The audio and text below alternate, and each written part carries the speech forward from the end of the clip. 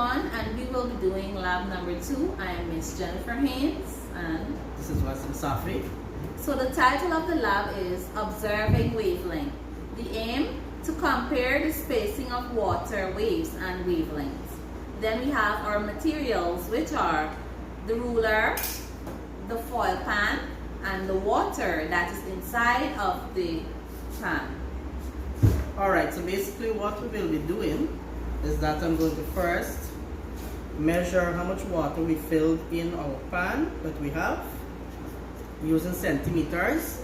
So if you look closely there, we filled approximately 2 centimeters of water in our foil pan. The next thing which I will be doing is that I will tap on the surface of the water lightly once per second, and we will observe the wavelengths and its spacing. This will record those observations as I do the tapping. So here we go.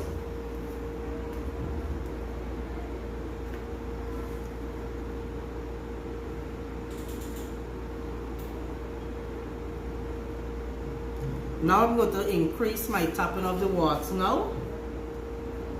So I started doing it faster, and we're still observing the spacing and the wavelength.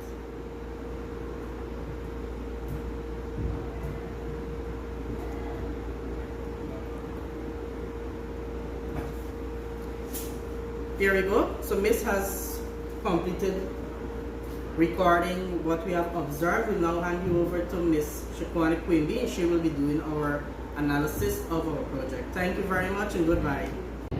Good evening, everyone. My name is Ms. Shaquana Quimby, and for lab number 2, I will be doing the analysis, limitations, and conclusion. So, a wave is a disturbance in a medium that carries energy without a net movement of particles. Wavelength can be defined as the distance between successive crests of a wave.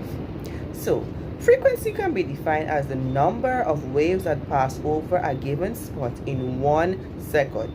According to the observation, at a low frequency, there was a great distance between the crest of the first wave and the crest of the second wave. Due to the big gap between the two crests, the waves disseminated and disappeared as it reached towards the end of the wide container. In contrast with the second observation, as the tapping rate increased, the waves became a little more compact, consequently closing the gap while making the wavelength shorter from crest to crest. Wave space constitutes a wavelength for the reason that the space between the two crests determines the size of our wave. The spacing of the water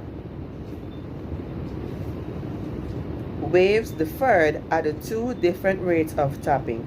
For example, at a tapping rate of 1 second, it is noticeable that the waves are furthest apart compared to when the tapping increased, and their close limitations.